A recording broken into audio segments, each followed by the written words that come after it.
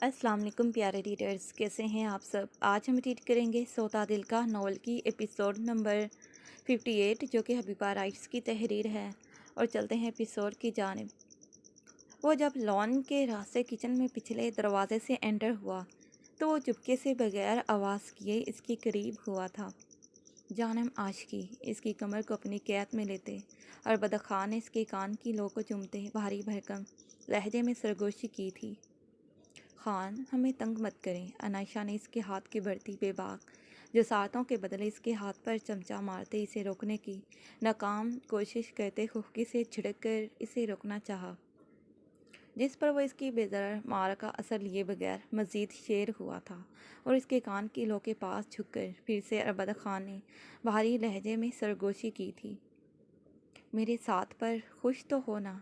अरबदा खान की मदम गंभीर सरगोशी पर अनायशा खानज़ादा के खूबसूरत अनाबी लब दिलकशी से मुस्कराए थे और इसके खूबसूरत लबों की मुस्कुराहट इस बात की गवाह थी कि अनायशा खानज़ादा को अरबदा खान का साथ दिलो जान से कबूल था और अरबदा खान के साथ पर इसकी रूह तमाम फ़िक्रों और परेशानियों से मुतमईन और सरशार थी, क्योंकि कुछ दिन पहले दिलावर खान अनायशा खानज़ादा को इसके बाप से मिलवाने लेकर गया था। दिलावर खान ने लारेब खानज़ादा से मिलकर तमाम गलतफहमियों को दूर कर दिया था। लारेब खानज़ादा अरबद खान के ऊंचे शिमले और शान शौकत से काफ़ी मुतासिर हुआ था, जिस पर लारेब खानज़ादा ने अनायशा को माफ़ करने के साथ साथ अरबद खान को भी खुले दिल से अपने दामाद की हैसियत से कबूल कर लिया था। वो खूबसूरत लम्हात जिनमें इसके बाप ने इसके महबूब शोहर को कबूल किया था, इनको सोचते इसके खूबसूरत चेहरे पर एक दिलकश मुस्कुराहट आन ठहरी थी और इसके चेहरे की इस खूबसूरत मुस्कुराहट ने इसके अरबद खान के साथ दिली तौर पर खुशखुरम होने की सच्ची गवाही दी थी। जानम आशिकी, मैंने कुछ पूछा है तुमसे, मेरे साथ पर खुश हो गया।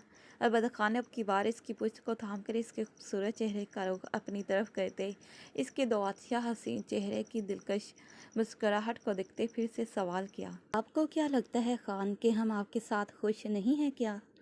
अनायशा खानज़ादा ने उल्टा इसकी काली घूर सियाह आंखों में देखते जवाबन सवाल पूछा, तुम्हारे चेहरे की यह खूबसूरत मुस्कान मेरे साथ पर खुश होने की गवाही दे रही है, लेकिन बावजूद ये जानने के मेरा दिल जाने क्यों इस इकरार को तुम्हारे इन नरम मुलायम होंठों से सुनने का मतमनी हो रहा है। मेरी बेकरार समाहितें तुम्हारे इस इकरार को सुनने को बेताब हैं। क्या तुम ये इकरार करके मेरी बेचैन समाहितों को करार पहुंचा सकती हो? अनायशा के नरम मुलायम होठों को अरबद खान ने नरमी से सहलाते हुए फरमाइश की, आपके लिए जानना क्या इतना काफ़ी नहीं है कि मेरे चेहरे की मुस्कान इस बात की गवाही दे रही है कि खान, मैं आपके साथ पर बेहद मुतमईन हूँ। मेरा दिल, मेरी रूह जिस शख्स की हमराही और साथ की तलबगार थी, इन्हें आज वो एक प्यारा सा शख्स मैसर है। इसके कुर्ते के बटनों के साथ खिलते इसने नज़रें नीचे किए नरमी से इजहार करते अरबदा खान के कानों में अमृत का रस अंडेला था। इसकी इस खूबसूरत से इजहार पर अरबदा खान की बेचैनों बेकरार समायतों को चैनो करार मिल गया था। खान, अब आप शराफत से जाएं यहाँ से, मुझे सुकून से कसरत बनाने दें। अरबद खान के दिल की बढ़ती धड़कनों से घबराकर इसने जल्दी से अरबद खान को यहाँ से जाने का हुक्म सादर किया, मुबादा कहीं वो संगीन गुस्ताखियों से इसकी हमवारी से चलती सांसों को उलझन में ना डाल दे। जबकि इसके इजहार पर अरबद खान ने बड़े सरशारी के आलम में अनायशा की पेशानी पर मोहब्बत की मेहर जब्त की थी और इसे मज़ीद तंग करने का इरादा तर्क किए वो शराफत से किचन से बाहर चला गया था। ये एक फार्म हाउस का मंजर था जहाँ पर इस शानदार पार्टी की रौनकें अपने अरूज पर थी। रंग बिरंगी कीमकों और रोशनियों से सजे आज इस फार्म हाउस की छवि ही निराली थी। इस फार्म हाउस में इस शानदार पार्टी की तमाम अरेंजमेंट्स इफ्तिखार खान और लारेब खानज़ादा की तरफ से की गई थीं, जो कि इनके आज के खुफिया कंसाइनमेंट के कामयाब होने की खुशी में वो अपनी फतह का जश्न मना रहे थे। जबकि दूसरी तरफ कोई ऐसा भी था जो पूरे जोशो खरोश से इनकी इस फतह के जश्न को तबाह बर्बाद करने की कोशिशों में मसरूफ़ अमल था। सब ठीक है ना? ध्यान रहे, راستے میں سیاہ وردی والے بھی موجود ہوں گے جو جگہ جگہ پر گھاٹ لگائے بیٹھے ہیں۔ ہمارے مال سے بھرے ٹرک ان کے ہتھے نہیں چڑھنے چاہیے۔ اپنے اطراف میں دیکھتے افتخار خان نے وائن کا سپ لیتے محتاط انداز میں کہا، کوئی مسئلہ کھڑا نہیں ہوگا افتخار خان۔ اگر سیاہ وردی والے راستے میں گھات لگائے بیٹھے ہیں تو میں بھی لاریب خانزادہ ہوں، میں ان سیاہ وردی والوں کو اتنی جلدی اپنے پروں پر پانی ڈالنے نہیں دوں گا۔ میں نے سیاہ وردی والوں کو روکنے کے تمام انتظامات کر کے ہی اس ڈیل کو فائنل کیا ہے، اور ویسے بھی ابھی تھوڑی دیر پہلے مجھے خبر ملی ہے کہ مال ان کے بتائے ہوئے اڈے تک بس پہنچنے ہی والا ہوگا، اسی لیے تم بے فکر ہو کر اپنی جیت کا جشن مناؤ بس۔ اظہر تم مہمانوں کو دیکھو، میں تب تک نئے آنے والے مہمانوں کی مہمان نوازی کر لوں۔ افتخار خان کے پریشان چہرے کو دیکھتے لاریب خانزادہ نے لاپرواہی سے کہا، اور پھر ان کی چیل جیسی نظر جیسے ہی داخلی دروازے میں داخل ہوتی ہستیوں پر پڑی۔ لاریب خانزادہ نے اظہر خانزادہ کو الرٹ رہنے کا حکم دیا، جس پر اس نے اس بات میں سر ہلایا تھا اور جس پر وہ مطمئن ہوتے نئے آنے والے مہمانوں کی مہمان نوازی کے لیے خوشی سے داخلی دروازے کی جانب بڑھے تھے۔ لو، وہ بھی آخر آن پہنچے جن کا بے صبری سے ہمیں انتظار تھا، جن کے لیے بطور خاص یہ شاندار پارٹی ارینج کی گئی۔ Welcome mister Joseph and Smith, آئیے، ہمیں آپ کا ہی انتظار تھا۔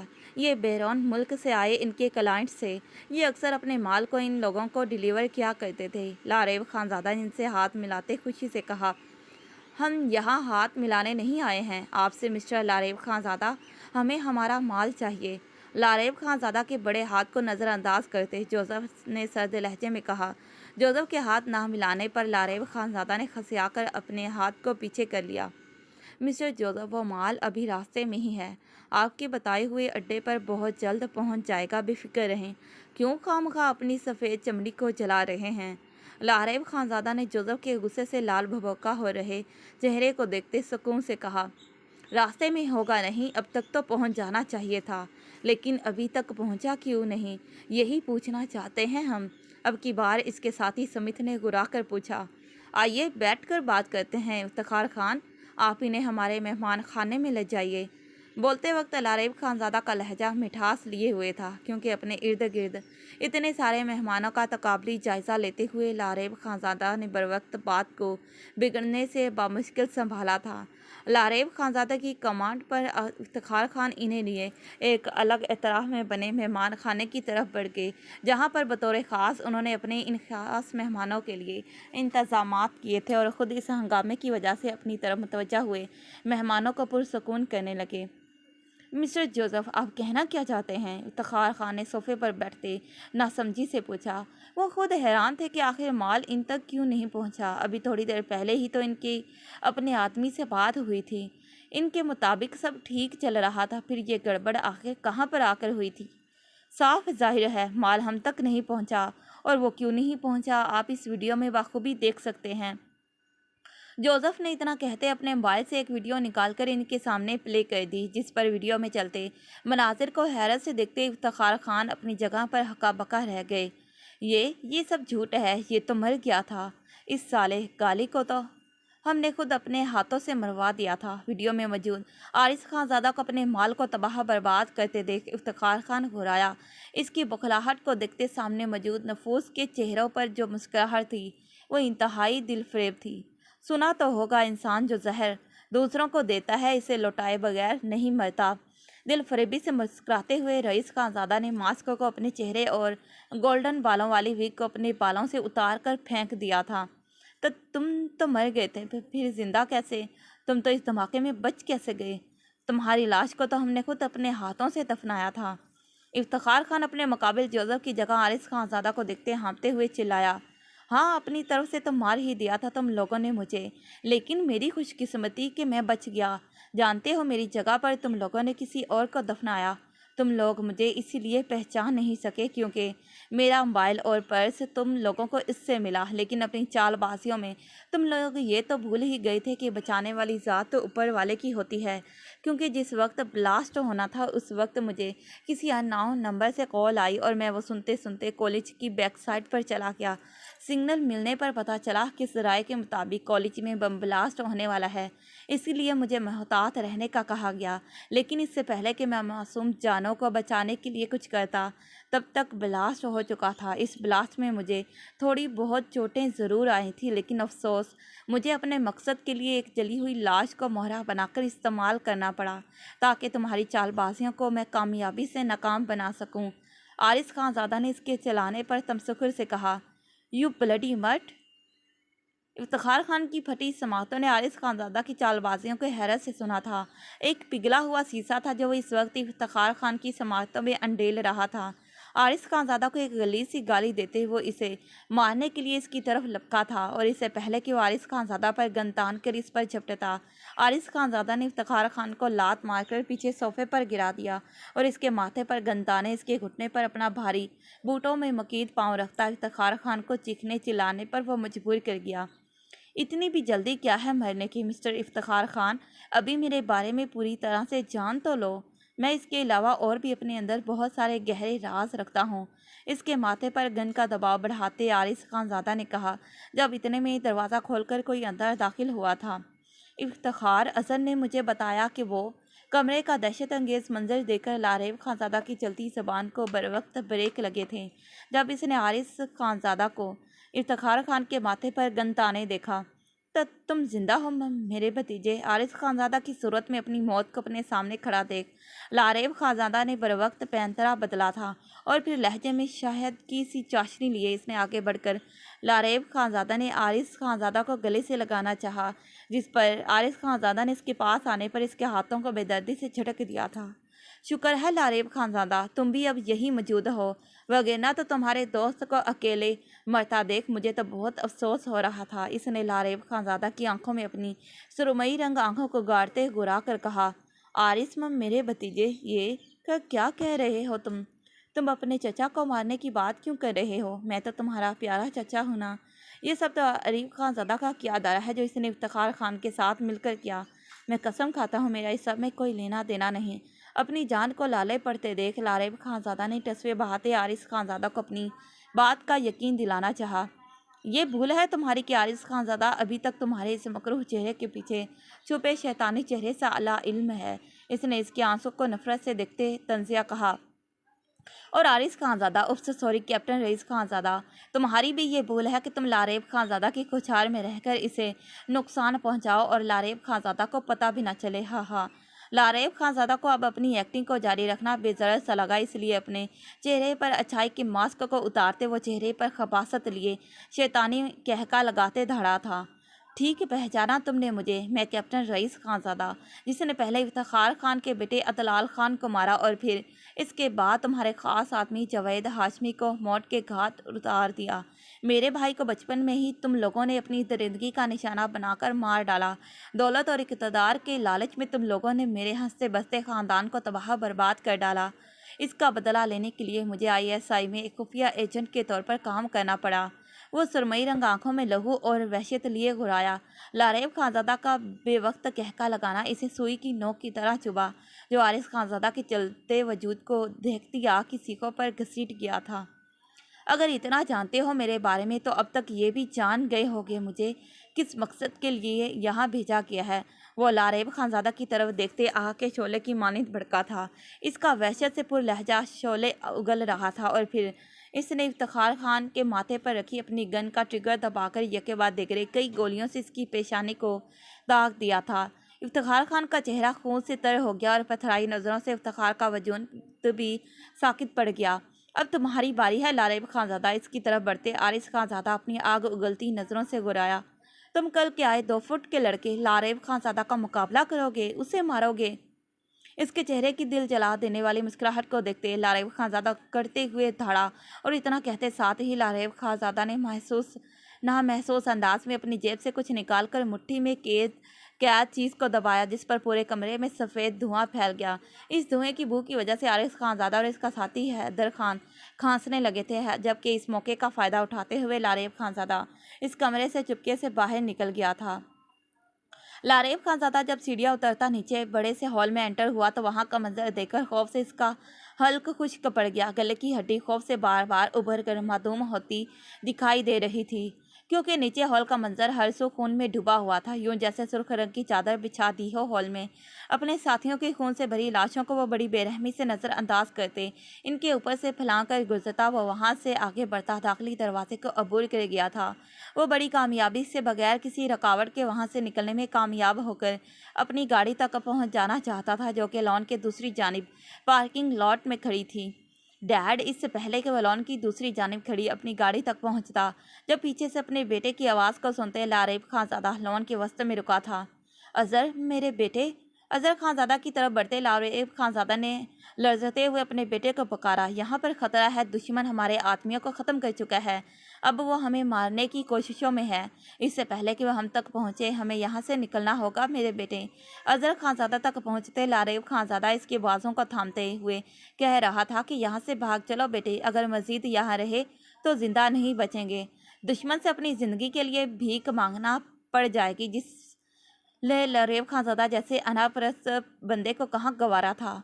हाँ डैड, चले, मैं आपको ही तो लेने आया था। फौज पूरी तरह से हमारे फार्म हाउस को अपनी लपेट में ले चुकी है। यहाँ से बाहर निकलने का अब एक ही रास्ता है कि आप खुद को दुश्मन के हवाले कर दें। चेहरे पर मासूमियत सजाए आखिर में मैंने खेजी से मुस्कुराते अज़र खानज़ादा अपने बाप के हाथों को बेदर्दी से झटक कर धाड़ा। अज़र खानज़ादा की जिंगार इस कदर बुलंद थी कि 400 लॉन की खामोश फजा को इसकी धाड़ की आवाज़ चीरती लारेब खानज़ादा की बेयकीन समातों पर बिजली बनकर गिरजी थी। ये मम, मेरे बेटे, क्या कह रहे हो तुम? लारेब खानज़ादा को अपनी समातों पर यकीन आया, जिस पर इसने बेयकीनी से अज़र खानज़ादा के मुस्कुराते चेहरे को देखा। वही जो तुमने सुना लारेब खानज़ादा। आरिस खानज़ादा ने लॉन में एंटर होते आवाज़ से बुलंद चुभते हुए लहजे में धाड़ा। ये सब झूठ है अज़र मेरे बेटे, देखो अगर तो तुम ये सब इसके कहने पर कर रहे हो तो यकीन मानो तुम बहुत बड़ी गलती कर रहे हो। ये फौजी वाला तुम्हें नोच खाएगा जब इसे तुम्हारे मेरे कारनामों का पता चलेगा। अपने बाप का साथ दो, अपने बाप को बचाओ, अभी भी वक्त है मेरे बेटे, ख़त्म कर दो इसको, इस हरामजादे को, और भाग चलते हैं यहाँ से। लारेब खानज़ादा की बात पर अज़र खानज़ादा के चेहरे पर जो तमानियत भरा सुकून था वह बयान से बाहर था, जो फ़िलहाल लारेब खानज़ादा जैसे शख्स की समझ से बलातर था।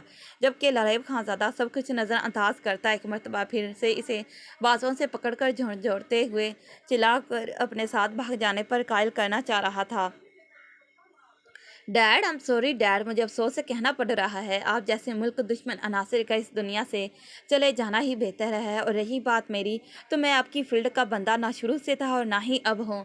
मैं तो महज अपने मुल्क का एक आम सा बशिंदा हूँ जो मुल्क दुश्मन अनासिर को जड़ से काट देने का ख्वाहिशमंद है बस।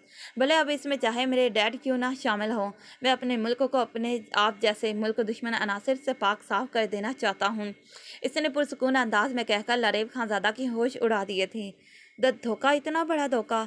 तो तुमने अपने बाप को धोखा दिया? एक बेटे होकर अपने बाप को धोखा देते हुए तुम्हें ज़रा शर्म न आई? हारे हुए लहजे में पूछते लारेब खानज़ादा का अंदाज शिकवे लिए हुए था। आपको तो मुझे अपना बाप कहते हुए भी शर्म आती है अज़र खानज़ादा। लारेब खानज़ादा के बुलंदा बाला कद को देखते कराहत से बोला, ये क्या कह रहे हो? अपने बाप से नफरत का इजहार कर रहे हो तुम, जिसने तुम्हें इतनी अंतक मेहनत करके पाल पोस कर जवान किया। ये सब कुछ मैंने तुम्हारे लिए ही तो किया था। लारेब खानज़ादा ने आगे बढ़ते बेचारगी से कहा, हमारे पास रुपए पैसे की क्या कोई कमी थी जो आपने इतना बड़ा फ्रॉड किया, इतना गंदा और घिनौना खेल खेला जिसमें आपने अपने सगों तक को नहीं छोड़ा। मत करते ये सब फ्रॉड, मत खेलते इतना गंदा खेल। इससे अच्छा था हमें हमारे हाल पर ही छोड़ देते आप। लेकिन नहीं, आपने तो हक हलाल का रास्ता अपनाने की बजाय हराम के रास्ते को चुना और मुझे भी इस हराम के रास्ते पर लगाना चाहा। लेकिन अफसोस, आपका बेटा आपका खून होकर भी मैं आप पर नहीं गया। मेरी रगों में आपका खून बेशक चाहे दौड़ता हो, लेकिन मेरा कल्बो जान और मेरे जज्बात वतन की मोहब्बत से भरे पड़े हैं। मैंने आपको बारहा इस काम से मना करना चाहा, लेकिन आप नहीं रुके। लेकिन मैंने शौर में दाखिल होते ही खैर के रास्ते को बदी पर तरजीह दी। अज़र खानज़ादा लारेब खानज़ादा की गलत फहमियों के बुलंद बाला मीनार को बुरी तरह से मसमार करते बोल रहा था। मेरे गुमान भी नहीं था कि तुम ऐसा कुछ करोगे। अगर मेरे गुमान में होता कि तुम मुझे धोखा दोगे तो मैं वक्त रहते तुम्हारा बंदोबस्त कर लेता। मेरे बेटे होकर तुमने मुझे धोखा दिया। मुझे अभी तक ये अपना वहम लग रहा है। लारेब खानज़ादा ने बहके हुए लहजे में कहा। शायद हकीकत इतनी तलख थी कि लारेब खानज़ादा को शायद अपनी समातों और बसारतों को इस लम्हे का यकीन दिलाना मुश्किल लग रहा था। चचा जान, धोखे की एक खासियत है, देने वाला अक्सर अपना कोई ख़ास ही होता है। जिस तरह आपने मेरे बाबा को एक भाई की सूरत में दुश्मन बनकर धोखा दिया, इसकी पीठ पीछे छुरा घोंपा। इसी तरह अजहर भी एक बेटे होने के बावजूद आपको धोखा देने पर मजबूर था। इसने तो महज अपनी ड्यूटी निभाई। आपको इतना तो पता चल गया कि मैं कैप्टन रईस खानज़ादा हूँ। क्या आपको पता है अजहर भैयू ISI डिपार्टमेंट में एज आ कमांडर की हैसियत से मुल्क के लिए खिदमत सर अंजाम दे रहे हैं। रईस खानज़ादा ने अजहर खानज़ादा के चेहरे की तरफ मुस्कुराते हुए तंजिया घुराकर बोला और फिर अपनी अगली कार्रवाई के लिए वो लारेब खानज़ादा की तरफ बढ़ा, जो हैरत और सदमे की कैफियत से फटी नज़रों से अजहर खानज़ादा की हकीकत को जान रहा था और इसके चेहरे को बेयकीन नज़रों से तक कर रहा था। आज वो इस हारे हुए जवारी की तरह लग रहे थे जो अपना सब कुछ लौटाकर भी खाली दामन रह गया। अजहर खानज़ादा की कड़ी हकीकत को जानकर लारेब खानज़ादा का कुछ इस तरह का हाल था कि काटो तो बदन में लहू नहीं। इनका गर्म जिस्म बर्फ़ की सिल की तरह सर्द पड़ चुका था और सोचने समझने की सलाहियत शायद मफकूत हो चुकी थी। तुम लोग मुझे नहीं जानते कि मैं लारेब खानज़ादा हूँ, मैं कितना बड़ा हरामी हूँ। अब तक तो तुम मेरे बारे में ये सब जान ही चुके होंगे। मैं इतनी जल्दी हार नहीं मान सकता, क्योंकि मुझ जैसे हरामी खसलत इंसान के होते हुए किसी दूसरे हरामी दुश्मन का वजूद मेरे सामने टिक ही नहीं सकता। लारेब खानज़ादा ने अपने कोट में छुपी गन को निकालते हुए बोला, जो इसने हॉल से गुजरते वक्त अपनी हिफाजत के लिए उठाई थी। अगर तुम हरामी खसलत इंसान हो तो मैं भी हरामियों का हरामी कमीना खसलत इंसान हूँ।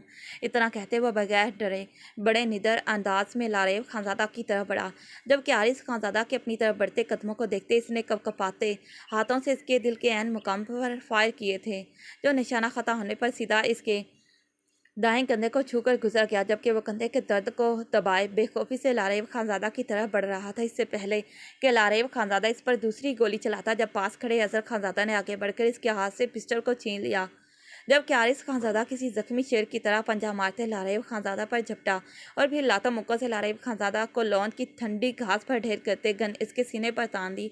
आंखें बंद करके माजी के तलख मनाजिर को याद करते, जिसमें आरिस खानज़ादा की तलख मौत के मनाजिर थे, इनको याद करते इसने अपनी सुरमई रंग आंखों में वहशत लिए खुला था। कहाँ भाग रहे हैं कमांडर? अपने बाप को मरता हुआ नहीं देखेंगे क्या? लारेब खानज़ादा की दर्दनाक चीखें लॉन की फ़ज़ा में एक कोहराम बर्पा कर रही थी, जिस पर अपने बाप की चीखों पर अजहर खानज़ादा का दिल इत्तराबी कैफियत में पहलू बदल रहा था। जबकि लारेब खानज़ादा की दर्द भरी चीखें आरिस खानज़ादा की बेचैन समातों से टकराती से सुकून बख्श रही थी। इस दौरान अजहर खानज़ादा के कदमों की भारी चाप को सुनते इसने सुर्ख नज़रों से पूछा, नहीं यकलफ्ज़ी जवाब मिला। क्यों?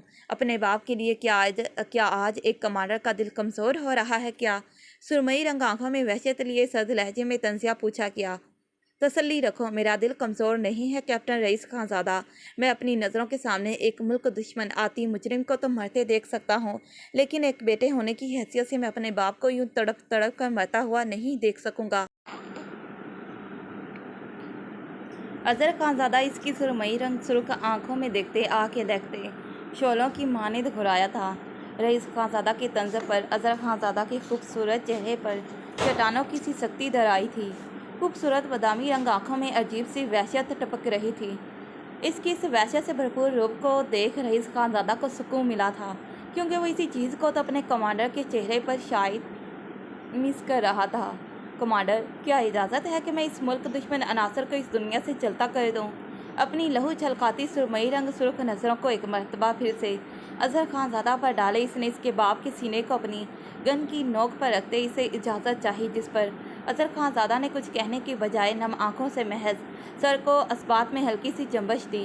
कमांडर की तरफ से ग्रीन सिग्नल मिलते ही रईस खानज़ादा ने ट्रिगर दबाकर लारेब खानज़ादा के सीने पर बिना गिनती किए कई फायर किए। लारेब खानज़ादा को अवधि नींद सुला दिया था।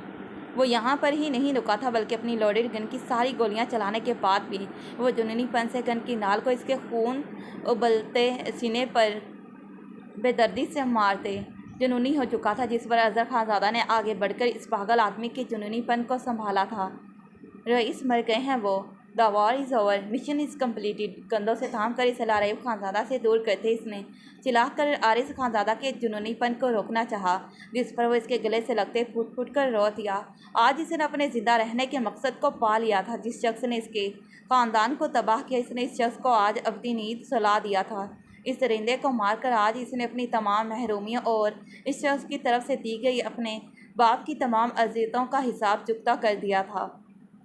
شکر ہے اربد خان اور عنائشہ کے بیچ کی تمام غلط فہمیاں دور ہوئیں۔ اب ان کے سین آپ کو پڑھنے کو نہیں ملیں گے، یا شاید ملیں گے لیکن پہلے سے کم، کیونکہ میں آہستہ آہستہ کر کے ناول کو اینڈنگ کی طرف لے کر جا رہی ہوں، اور ایک نیا اور فریش ناول لکھنا چاہتی ہوں، تو بس ناول کو گھسیٹنے کی بجائے ختم کر دینا چاہتی ہوں۔ عریب خان زادہ اور افتخار خان کا چیپٹر اب کلوز ہوا، اب رہ گئے تیمور خان زادہ۔ اس کا خاتمہ بھی اب عنقریب بہت جلد ہونے والا ہے۔ اور پھر ملتے ہیں اسی ناول کے نیکسٹ پارٹ پر۔ تب تک کے لیے پیارے ریڈرز، اللہ حافظ، by by and take care. Thanks for watching this video.